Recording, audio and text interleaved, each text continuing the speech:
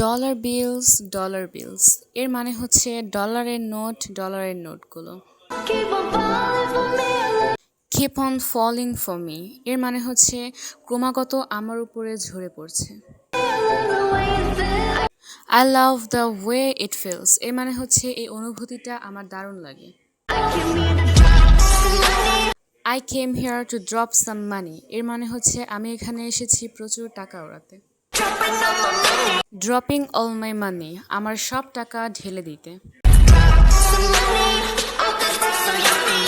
Drop some money all this bread so yummy এর মানে হচ্ছে টাকা উড়াচ্ছি আর এইসব উপার্জিত টাকাগুলো দেখতে খুবই চমৎকার। হ্যাঁ, এখানে ব্রেড বলতে টাকাকে বোঝানো হয়েছে।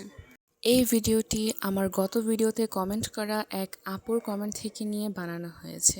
যদি আপনারাও চান কোনো নির্দিষ্ট বিষয়ে ভিডিও বানাই তাহলে অবশ্যই কমেন্ট করুন।